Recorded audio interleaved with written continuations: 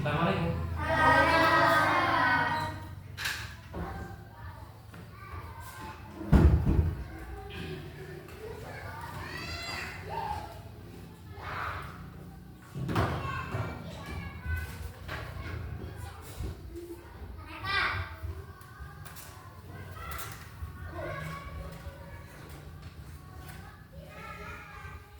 Sebelumnya udah pada baca doa? Belum. Ini baca doa dulu yuk. 1, 2, 3.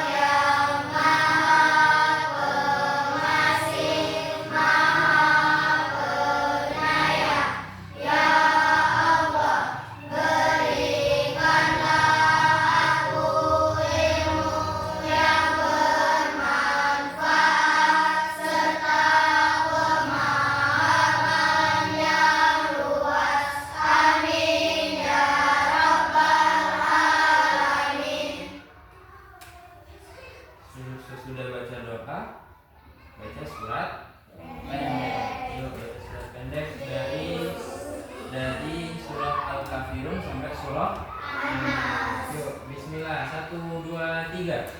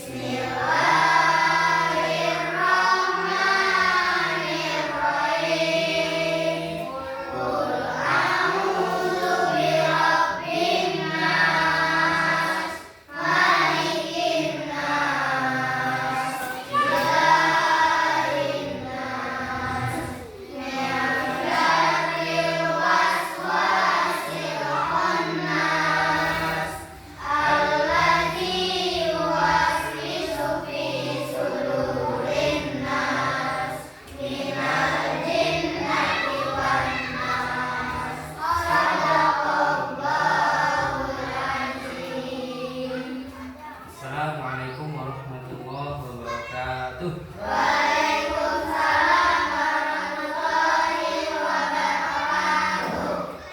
Gimana anak-anak sekalian? Pada sehat semua kabarnya? Sehat. Alhamdulillah. Kita ketemu lagi di hari apa ini? Hari Kamis pelajaran agama Islam. Ya, kemarin kan sudah membahas tentang kisah istimewa Fathu Makkah. Sekarang kita ulangi lagi supaya ingat lagi kisah istimewa Fathu Makkah, yang seperti yang Bapak bilang, Fathu itu bahasa Arab yang artinya terbuka. Terbuka. Makkah itu apa? Makkah sebuah kota. Terbukanya sebuah kota Makkah. Terbuka dari apa sih? Nih, ada kisah kalau di dalam agama Islam itu namanya SKI, Sejarah Kebudayaan Islam. Jadi pokoknya ada kisah-kisah tentang kerajaan-kerajaan pada zaman dulu, zaman Nabi Muhammad. Itu namanya sejarah. Dan kita harus tahu sebagai umat muslim yang baik, kita harus tahu setidaknya sedikit saja kita tahu apa sih sejarah yang pernah terjadi zaman dulu itu apa aja. Ini salah satunya kisah istimewa Fathu Makkah. Pernahkah kalian mempunyai janji dengan teman? Bagaimana pengalaman kalian ketika memiliki janji dengan teman? Bagaimana jika perjanjian itu tidak ditepati? Tentu sangat mengecewakan dan sudah pasti orang yang diingkari akan merasa tidak nyaman, bahkan akan menimbulkan permusuhan.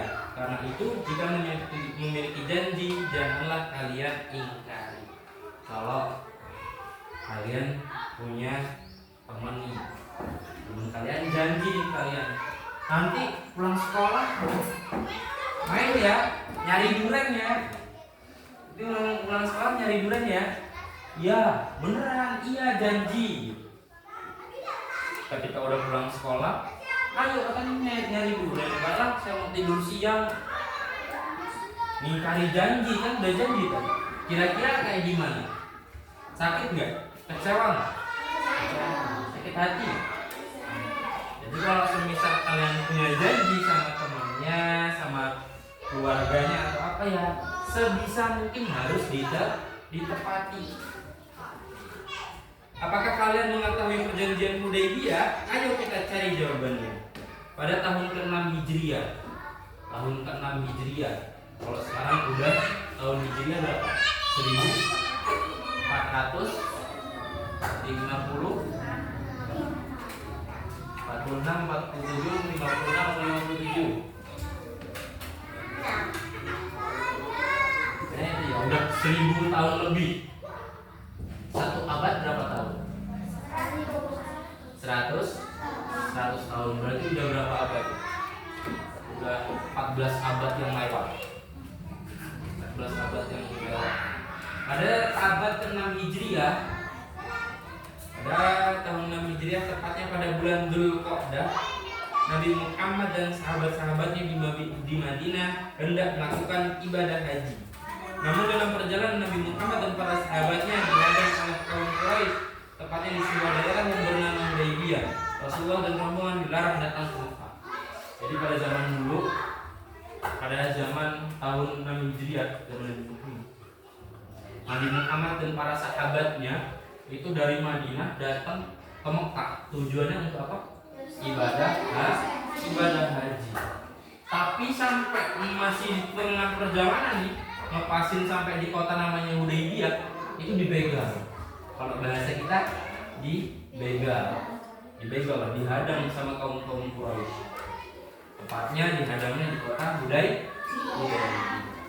Kemudian Nabi Muhammad mengirim Utsman bin Affan untuk menjelaskan maksud dan tujuan kedatangannya ke Mekah. Ketika dihadang itu, mutuslah Nabi Muhammad. Mutus siapa? Utsman bin Affan. Apa julukannya Utsman bin Affan? Ada yang tahu? Ada yang tahu? Utsman bin Affan menjelaskan bahwa maksud dan tujuan ke Mekah adalah untuk beribadah haji dan mengunjungi saudaranya di Mekah. Meskipun sudah menjelaskan maksud dan tujuan tersebut, Rasulullah tetap tidak diizinkan masuk ke kota Mekah.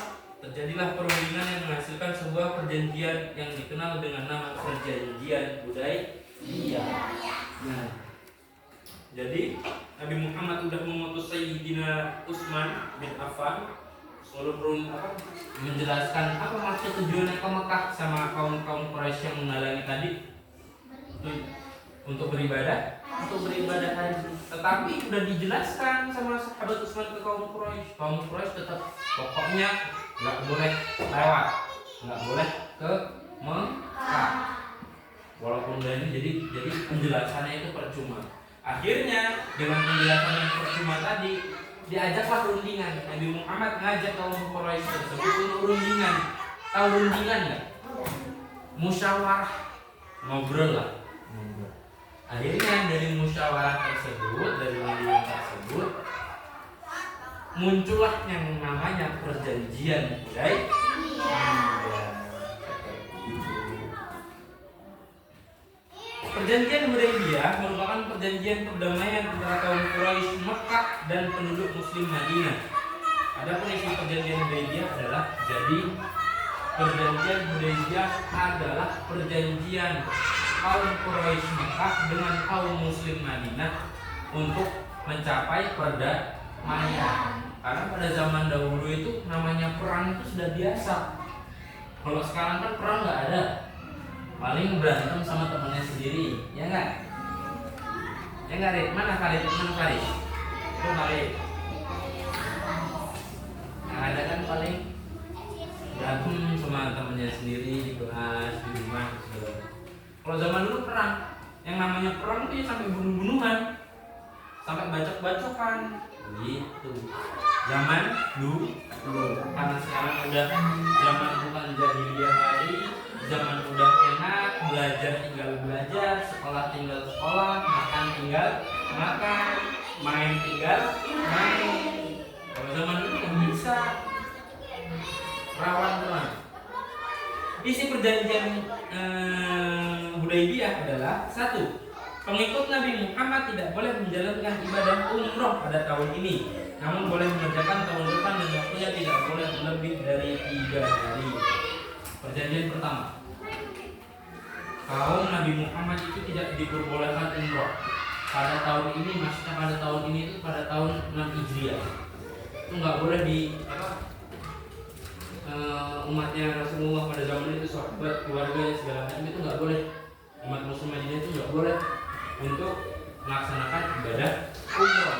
Boleh mengerjakan ibadah umroh di tahun-tahun berikutnya. Dan waktunya itu dibatasi, hanya boleh untuk 3 hari. Makanya umroh sekarang itu, kalau umroh itu bisa berangkat kapan aja. Kalian punya duit nih, misal orang tua kalian kaya, berangkat umroh, daftar umroh, satu orang 30 juta. Mungkin sebulan 2 bulan kemudian bisa langsung umroh. Kalau haji nggak bisa. Dan kalau ibadah umroh itu paling mentok 7 sampai 10 hari, 10 hari biasa. Kalau ibadah haji, bulan haji bisa sebulan atau lebih. Ibadah haji sama. Yang kedua, menghentikan permusuhan dan tidak saling menyerang dalam waktu 10 tahun. Jadi kaum Quraisy pada waktu itu masih suka marah-marah sama kaum muslimin, masih suka ngajak perang. Jadi Rasulullah membuat perjanjian yang mana perjanjian tersebut kaum Quraisy Makkah dan kaum muslimin Madinah tidak boleh berperang dalam waktu 10 tahun. Nggak boleh perang-perangan, nggak boleh bacok-bacokan, nggak boleh saling adu pedang. Yang ketiga, pengikut Nabi Muhammad yang kembali ke Mekah dipersilakan untuk bergabung dengan kaum Quraisy. Jadi ada pengikut Nabi Muhammad, kaum muslim pengikut Nabi Muhammad itu yang udah di Mekah itu boleh ikut kaum Quraisy. Maksudnya boleh itu ya boleh nimbrung, boleh ikut segala macam lah. boleh berbaur antara sesama. Yang keempat, menolak orang kaum Quraisy yang hendak menjadi pengikut Nabi Muhammad ke Madinah. Menolak kaum Quraisy, jadi kaum Quraisy itu ditolak, nggak boleh jadi pengikut Nabi Muhammad ke Madinah, nggak boleh. Yaitu aturan yang dibuat oleh kaum Quraisy. Yang kelima, memberikan kebebasan kepada suku-suku Arab untuk memilih bergabung dengan Rasulullah atau kaum Quraisy Mekah. Jadi pada zaman dahulu itu ada pemaksaan. Pemaksaan tentang apa? Tentang agama. Misal, Faris, kau mau ikut agama saya apa agama mereka? Kalau ikut agama mereka, saya bunuh kamu. Zaman dulu kayak gitu. Serem. Sekarang ada nggak kayak gitu? Nggak ada kan? Kau mau ikut kaum jadi kaum saya agama Kristen apa ikut agama Muslim? Kalau kamu ikut agama Muslim, saya tebas kepala kamu. Serem kan? Sekarang udah nggak ada. Sekarang udah nggak ada. Sekarang udah tentram, damai, aman. Perjanjian Hudaybiyah telah membuat Madinah dan Mekah menjadi aman karena tidak ada pertikaian dan peperangan. Namun tidak lama berselang perjanjian Hudaybiyah diingkari oleh kaum Quraisy. Orang kaum Quraisy membantu suku Bani Bakr menyerang suku Khuza'ah yang mengakibatkan korban jiwa. Selama perjanjian itu masih ditepati, masih saling dipegang satu sama lain antara kaum muslimin Madinah dengan kaum Quraisy Mekah, pada zaman itu, pada saat itu nggak ada yang namanya peperangan, damai, aman, sentosa. Tetapi yang namanya kaum Quraisy itu suka nikah janji. Udah ada perjanjian tapi diingkari. Akhirnya diingkarinya apa? Kaum Quraisy itu membantu suku Bani Bakr menyerang suku Khuza'ah yang mengakibatkan korban jiwa. Yang tadinya suku Arab ini, Mekah ini nggak boleh menyerang ke Madinah, ini malah diserang dan dibantu oleh kaum Quraisy. Akhirnya mengakibatkan korban jiwa. Ada korban dalam peperangan tersebut. Nah, pada zaman dahulu itu sistemnya, kalau kalian sudah mengingkari janji, itu pas ini udah ibarat kata udah kayak ngangkat pedang, udah kayak ayo kita perang. Gitu, kalau udah mengingkari janji seperti itu. Suku kaum Quraisy ini jelas melanggar perjanjian yang telah disepakati, sehingga suku Khuza'ah mengadukan peristiwa ini kepada Nabi Muhammad SAW. Suku Khuza'ah yang diserang oleh kaum Quraisy ini ngadu sama Nabi Muhammad, ya Nabi, kaum kami, suku kami diserang oleh kaum Quraisy. Berarti mereka sudah melanggar perjanjian Hudaybiyah. Dengan beberapa pertimbangan, Rasulullah segera mengirim utusan kepada kaum Quraisy Mekah untuk menyelesaikan secara damai. Rasulullah memberikan beberapa usulan untuk menyelesaikan permasalahan tersebut. Di antara tawaran Rasulullah adalah sebagai berikut. Tapi Rasulullah, namanya Rasulullah itu terkenal orangnya sabar dan dermawan. Rasulullah itu sama kayak kita, manusia biasa. Bedanya sama kayak kita. Rasulullah buang air kecil. Tapi bedanya kalau kita nggak punya mukjizat, nggak punya, ibarat kata kalau bahasa anak zaman sekarang itu nggak punya apa? Kekuatan super. Rasulullah ada keistimewaannya sendiri. Nah, akhirnya Rasulullah itu enggak mengajak perang, karena masih sabar, mungkin masih bisa diselesaikan dengan cara damai, dengan kepala dingin. Akhirnya dirunding lagi dengan gimana? Orang yang pertama, satu, perjanjiannya, usulannya, orang kaum Quraisy Mekah segera menghentikan peperangan dengan suku Khuza'ah. Tuh. Yang kedua, kerugian atas jatuhnya korban perang dari suku Khuza'ah harus diganti. Siapa korban dari suku Khuza'ah yang diserang oleh kaum Quraisy itu harus diganti. Yang ketiga, membatalkan perjanjian Hudaybiyah yang telah disepakati. Yang paling ketiga, tawaran dari Rasulullah, kita batalkan aja perjanjian Hudaybiyah. Tapi kalau sudah dibatalkan, kesimpulannya bisa terjadi perang. Pilihan tersebut diserahkan kepada kaum Quraisy untuk memilihnya. Dan ternyata orang kaum Quraisy memilih membatalkan perjanjian Hudaybiyah. Ternyata Rasulullah telah mengirim pasukan, setelah mengirim utusan untuk mengirim usulan-usulan ini.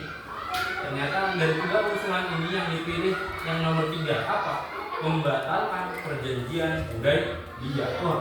Namanya sudah batal perjanjian Hudaybiyah, isi-isinya perjanjian Hudaybiyah tadi berarti sudah enggak ada lagi, sudah dimusnahkan. Berarti ujung-ujungnya perang. Dan ternyata pilihan ini membuat Rasulullah SAW bersiap untuk menghadapi orang kaum Quraisy. Rasulullah segera menyiapkan pasukan. Dalam waktu yang singkat, mengumpul para sahabat dengan jumlah 10.000 orang. Jadi ketika Rasulullah mendengar bahwasanya keputusan dari kaum Quraisy adalah memilih untuk membatalkan perjanjian Hudaybiyah, Rasulullah langsung siap-siap, langsung siapkan memanggil sahabat-sahabatnya yang jadi panglima perang, siapkan pasukan. Akhirnya disiapkan pasukan, udah dihitung, akhirnya 10.000 orang pasukan untuk perang. Mereka bersiap dan teguh untuk membela Rasulullah sekaligus siap berangkat ke Mekah. Siap gempur Mekah. Siap gempur kaum Quraisy Mekah. Seru ya? Kalau dengar sejarah seru kan? Perang. Nanti lebih seru lagi kalau kalian nanti belajar ada yang namanya di MTS atau SMP itu SKI. SKI itu pelajaran sendiri. Kalau di SD kan masih agama Islam. Kalau di SMP, di MTS itu udah ada SKI sendiri. Pelajaran khusus sejarah kebudayaan Islam. Isinya tentang sejarah Islam semua. Tentang perang, tentang pokoknya seru. Sejarahnya itu ceritanya seru. Berita keberangkatan Rasulullah ini terdengar oleh kaum Quraisy di Mekah. Berita ini tersebar karena salah satu kaum Ajin mengirim berita kepada keluarganya di Mekah. Dialah Khatib bin Abi Balqa'ah yang memberi kabar tersebut. Dia merasa simpati terhadap kota Mekah sebagai kota kelahiran Nabi Muhammad, juga kelahiran Islam. Dia juga merasa sayang terhadap kota kelahirannya, juga saudara-saudaranya.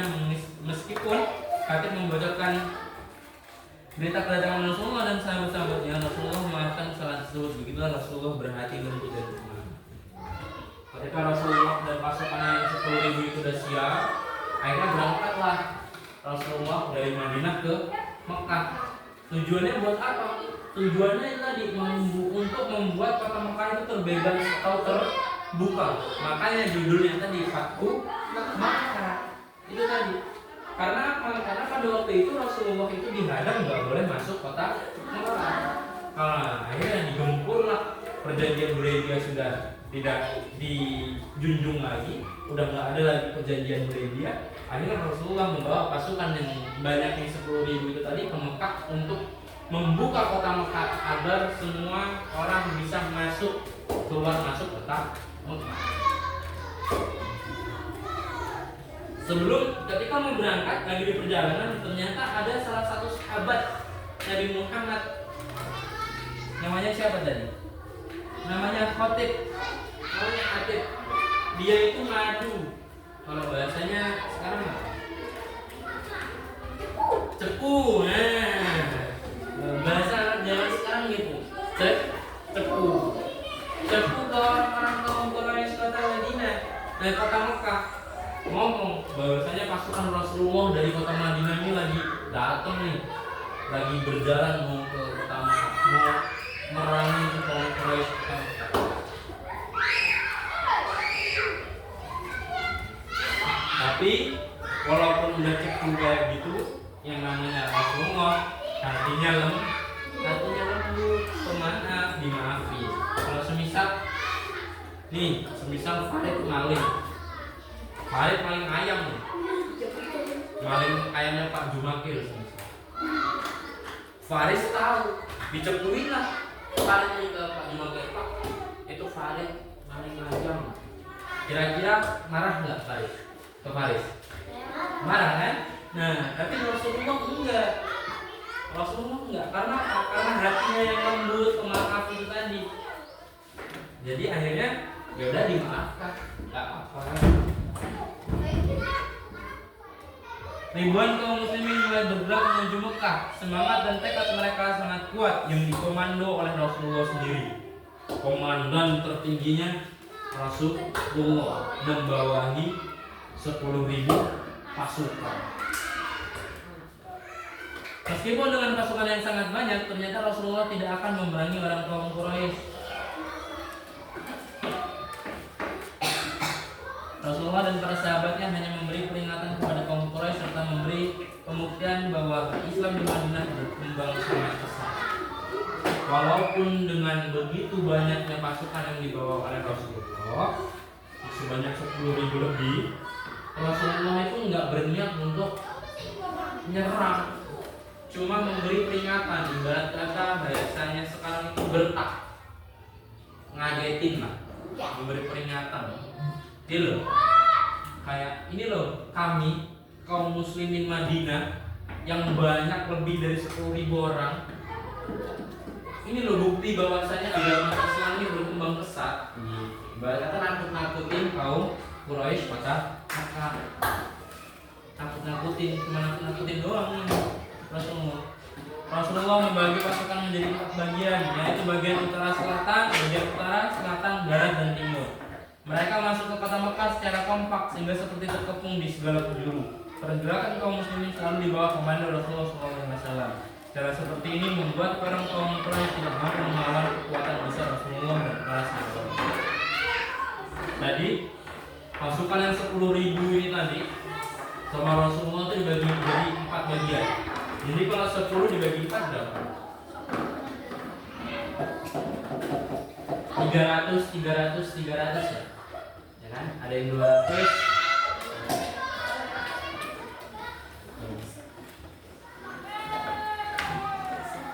100 ya. Berarti berapa? Pokoknya 250 kan berarti. 250 harus bagi 4, 250. Itu dibagi.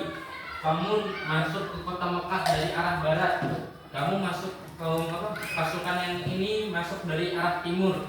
Pasukan yang ini masuk dari arah selatan. Pasukan yang ini masuk dari utara. Jadi ibarat kata ini kota Mekah dikepung 1, 2, 3, 4 dari 4 penjuru ini. Jadi kaum Quraisy kota Mekah nggak bisa apa-apa, nggak bisa melawan. Karena apa? 1 dikepung, kedua pasukannya banyak. Sedangkan kaum Quraisynya di kota Mekah dikit. Jadi nggak bisa apa-apa, nggak bisa melawan, nggak bisa apa-apa. Cara seperti ini membuat orang kaum Quraisy tidak mampu melawan kekuatan besar Rasulullah dan para sahabatnya. Cara kayak gini nggak bisa dilawan sama orang kaum Quraisy. Diiringi dengan bacaan takbir dan tahmid membuat kaum muslimin semakin menggetarkan kaum Quraisy. Rasulullah dan para sahabatnya memasuki kota Mekah dengan cara-cara yang damai dan tenang serta tidak membawa kerusakan apapun. Hal ini membuat kaum Quraisy simpati dan tertarik dengan akhlak yang ditunjukkan oleh kaum muslimin. Jadi walaupun pasukannya banyak, udah ngepung kota Mekah dari utara, selatan, timur, barat, udah ngepung, kaum Quraisy kota Mekah itu nggak bisa apa-apa, nggak bisa gerak kanan ke kiri, nggak bisa. Walaupun udah kayak gitu, Rasulullah itu nggak anarkis, nggak langsung nggak membuat kerusakan di kota Mekah, enggak. Jadi damai, tenang, sopan. Akhirnya kaum Quraisy itu melihat kaum muslimin kok masuk kota Mekah nggak ada yang rusak, sopan segala macam. Akhirnya kaum Quraisy itu tadi simpatik lah, terketuklah hatinya untuk ibarat kata ayo kita damai.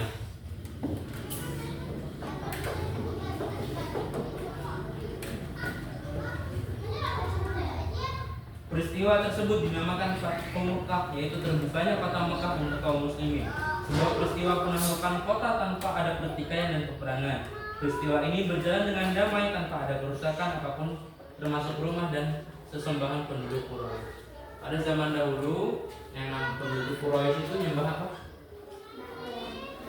Nyembah berhala itu apa? Pak? Itu kaum Quraisy pada zaman dahulu. Tapi nggak dirusak-rusak sama kaum muslimin. Itu dia namanya agama Islam. Agama Islam itu apa? Rahmatan lil alamin. Apa rahmatan lil alamin itu? Pokoknya isinya dari agama Islam itu tenang, damai, nggak suka yang namanya keributan, nggak suka yang namanya olok-olokan segala macam. Pokoknya di dalam agama Islam itu enak, ya enggak? Di agama Islam itu semua tentang kehidupan kita dari pagi kita bangun tidur sampai kita mau tidur lagi, sampai ketika kita tidur semuanya udah ada aturan. Iya apa enggak? Coba sebelum tidur kalian ngapain? Ada aturannya. Wudu dulu, terus baca doa, terus tidur. Bangun tidur, baca doa. Bangun tidur subuh nih, bangun nggak subuh? Bangun tidur subuh, Faris mana bangun subuh? Bangunnya jam 6:30 ya. Bangun tidur subuh, bangun tidur baca doa, terus apa? Wudu, sholat subuh. Sholat subuh baru mungkin nyantai segala macam, bisa baca Al-Quran, bisa apa. Terus mandi, mau masuk kamar mandi baca doa, mau keluar kamar mandi baca doa, mau pakai baju baca doa. Apa enggak baca doa? Enggak. Bercermin sambil sisiran mau berangkat sekolah baca doa.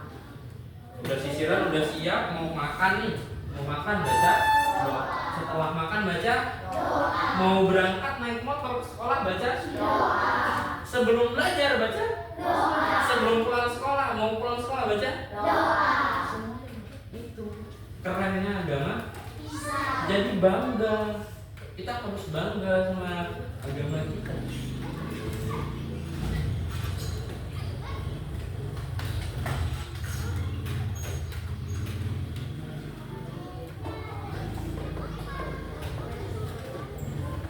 Dalam peristiwa tersebut, lanjut ya ceritanya ya. Dalam peristiwa tersebut, salah satu tokoh Quraisy yang selama ini memusuhi Nabi Muhammad masuk Islam. Dia bernama Abu Sufyan. Tentu ini sangat menguntungkan umat Islam sehingga Rasulullah pun menyampaikan pengumuman, barang siapa yang masuk rumah Abu Sufyan maka akan aman. Cara ini hanya strategi saja untuk berdakwah menebarkan Islam yang rahmatan lil alamin.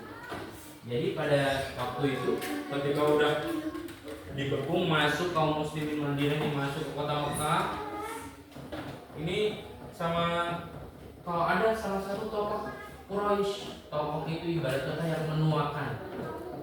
Kalau tokoh di kampung kalian kan ada nih di kalangannya tokohnya siapa yang nuai? Siapa? Pak Kaum, tahu? Pak Mus Soleh. Itu tokohnya ibarat kata tokoh dari desa Karang. Kalau dari Talang Durian siapa? Ustaz Santoso. Itu namanya tokoh. Jadi salah satu tokoh kaum Quraisy kota Mekah itu menemui Nabi Muhammad SAW. Menemuinya kirain untuk ngajak damai, ternyata enggak. Malah ternyata lebih dari itu. Akhirnya salah satu tokoh kaum Quraisy yang bernama Abu Sufyan itu masuk Islam. Yang namanya tokoh itu kan berpengaruh sekali. Ya enggak? Berpengaruh sekali. Contoh Pak Ustadz. Pak Ustadz itu sangat berpengaruh di Talang Durian. Kalau nggak ada Pak Ustadz di Talang Durian, pasti nggak ada TPA. Paham?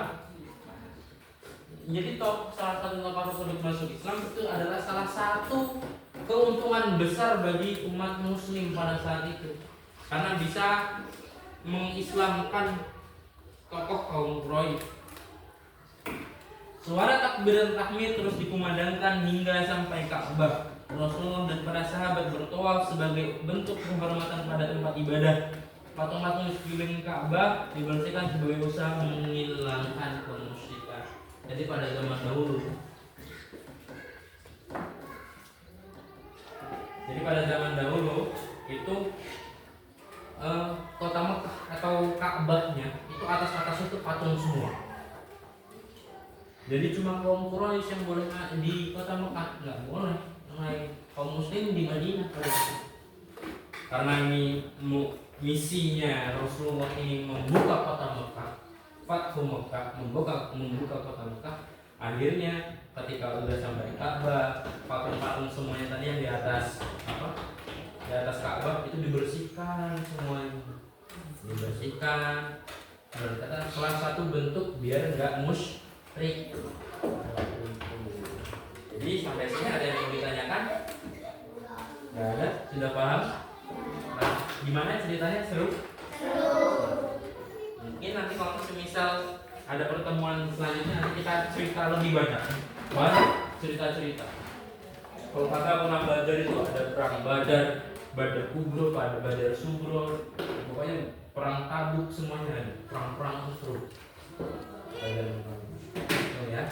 Baik, kalau sudah nggak ada yang mau dipertanyakan, waktunya sudah habis. Sekarang kita baca doa pulang. Sudah siap-siap semuanya. Semua siap. Berdoa mulai.